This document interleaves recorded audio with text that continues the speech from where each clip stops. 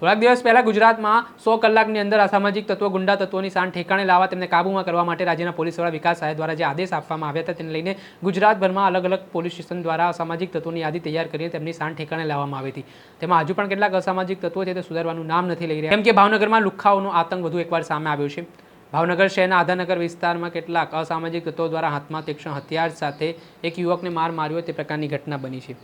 જેમાં વાત કરીએ તો નારાયણ સોસાયટી બાલાજી કંપનીની ગાડીની દુકાન ઉપર માલ આપી રહ્યા હતા એક યુવાન, તેમાં ફોરવ્હીલની અંદરથી 4 જેટલા વ્યક્તિઓ તીક્ષ્ણ હથિયાર સાથે ઉતરીને ગાડી ઉપર હુમલો કરવા લાગે છે, તેમજ BMC કચરા લેવા માટે આવેલી જે ગાડી છે તેને પણ તોડફોડ કરે છે।